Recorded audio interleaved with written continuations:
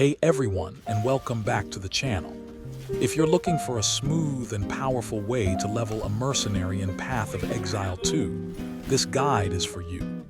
Today, I'm going to walk you through my Tactician leveling setup from Act 2 all the way to the beginning of Cruel difficulty using Explosive Grenade, Gas Grenade, Flash Grenade, and Explosive Shot. This is the exact playstyle I've been using on my character, Wolfic, and what I love about this build is that it doesn't require expensive gear. It clears quickly, it handles bosses well, and most importantly, it teaches you good habits that will carry into the end game. When most people start playing a grenade build, they focus entirely on damage. They throw grenades everywhere and hope everything explodes before it reaches them.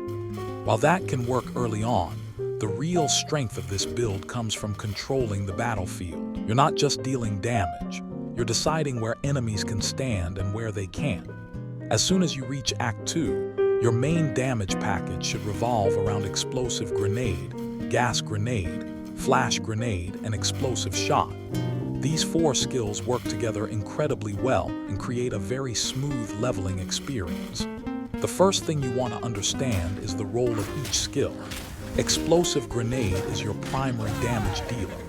Whenever you're fighting a rare monster, an elite enemy, or a boss, this is going to do most of the heavy lifting. Gas Grenade acts as both damage and area control. It creates zones that enemies don't want to stand in, and it synergizes beautifully with your detonations.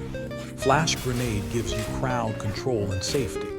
If you're entering a dangerous pack or fighting enemies with scary abilities, Flash Grenade buys you valuable time. Finally, Explosive Shot acts as your trigger. Think of it as the ignition source that turns all your preparation into massive damage. A lot of players overcomplicate the rotation, but honestly, it's very simple. For normal monster packs, throw a gas grenade, follow it with an explosive grenade, and then fire Explosive Shot. Most enemies won't survive the combo. As your gear improves, you'll notice entire screens disappearing from a single setup. Against rare monsters, things become slightly more strategic. Open with a flash grenade to gain some breathing room, then throw a gas grenade, followed by one or two explosive grenades, and finish with Explosive Shot. This keeps enemies under control while maximizing your burst damage. Boss fights are where this build really starts to shine. Instead of standing still and trading hits, you're constantly moving and controlling the arena. Before the boss becomes active, preload a few grenades if possible. Throw multiple gas grenades, add your explosive grenades on top, and then detonate everything with Explosive Shot. Many bosses lose huge chunks of their health bar before they even have a chance to pressure you. One thing I noticed while leveling is that newer players often underestimate how important movement is. Your damage doesn't require you to stand still. That's one of the biggest advantages of a grenade build. Throw your setup, reposition, detonate, and repeat. The more comfortable you become with this rhythm, the safer and faster your progression will feel. Now let's talk about passive points because this is where many leveling builds go wrong. Everyone wants damage, but damage isn't always the answer. Early on, focus on grenade damage, area damage, projectile damage, and attack speed. These stats provide excellent value for your skill setup. However, don't ignore life nodes. If you start feeling squishy, take life. It sounds simple, but it's one of the biggest mistakes players make during the campaign. Another important stat is accuracy. Missing an explosive shot at the wrong moment can completely disrupt your damage cycle. Make sure your attacks are landing consistently. Attack speed is also extremely valuable because it improves both your grenade deployment and your overall responsiveness during combat. When it comes to gear, the #1 priority throughout the campaign is your crossbow. A weapon upgrade often provides a larger damage increase than several passive points combined. Don't become attached to your current weapon. If you find a significantly stronger crossbow, equip it. The campaign is all about progression, not perfection. For your armor pieces, focus primarily on life and resistances. Looking back at my own character's progression, one thing became very clear. Defenses matter far more than most players realize. At one point, I had very low life, low armor, and terrible fire resistance. On paper, my damage looked fine, but I was dying far more often than necessary. This is something I want everyone watching this guide to pay attention to. Resistances are not optional. Every time you enter a new act or upgrade gear, check your elemental resistances. Fire resistance, cold resistance, and lightning resistance should always be priorities. If you have to choose between a small damage upgrade and fixing a major resistance problem, fix the resistance problem first. Your rings and belt are often the easiest places to solve resistance issues. A simple ring with life and resistances can sometimes be more valuable than a flashy damage item.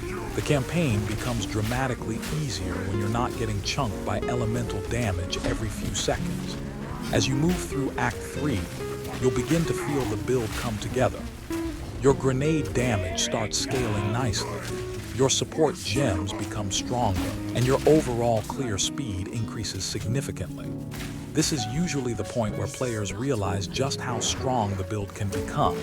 Instead of reacting to monsters, you'll start controlling entire screens. Dangerous enemies won't get the opportunity to engage you because they'll be walking into overlapping explosions before they ever reach your position. This shift from reacting to controlling is one of the reasons I enjoy the build so much. Once you unlock your ascendancy, Tactician offers some fantastic choices for this playstyle. One of the first nodes I recommend is a solid plan. The reduced spirit reservation on persistent buffs makes your character feel much more flexible. You'll be able to maintain more utility while still preserving valuable resources. The second ascendancy choice I recommend is suppressing fire. The additional immobilization buildup provides excellent crowd control and makes difficult encounters significantly safer. Together, these ascendancy nodes create a strong foundation that carries comfortably through the rest of the campaign. Another thing worth mentioning is positioning. A surprising number of deaths happen because players stand too close to enemies. Remember, you're playing a ranged demolition expert, not a melee warrior. Use the range advantage. Create distance. Force enemies to walk through your damage zones. Every second an enemy spends moving toward you is another second they're taking damage without hitting back. As you approach the end of the campaign and prepare for cruel difficulty, take a few minutes to evaluate your character. Make sure your elemental resistances are in a healthy place. Make sure your crossbow isn't severely outdated. Check that your armor pieces have life rolls where possible. Confirm that your grenade setup still feels smooth and that your damage remains consistent. The goal isn't to enter cruel difficulty with perfect gear. The goal is to enter with a balanced character that has enough damage to kill enemies and enough defenses to survive mistakes. Overall, this explosive grenade, gas grenade, flash grenade, and explosive shot tactician has been one of the most enjoyable leveling experiences I've had in Path of Exile 2. It offers excellent clear speed, strong boss damage, great crowd control, and a very satisfying playstyle that rewards smart positioning and planning. If you're currently progressing through the campaign and looking for a reliable build that doesn't rely on expensive gear or complicated mechanics, I highly recommend giving this setup a try. Focus on upgrading your crossbow, keep your resistances under control, prioritize life when needed, and remember that your greatest strength isn't just your damage. It's your ability to turn the entire battlefield into one giant explosion. Thanks for watching, and if this guide helped you out, don't forget to like, subscribe, and let me know how far you've pushed the build so far. Good luck in reclass, and I'll see you in the next one.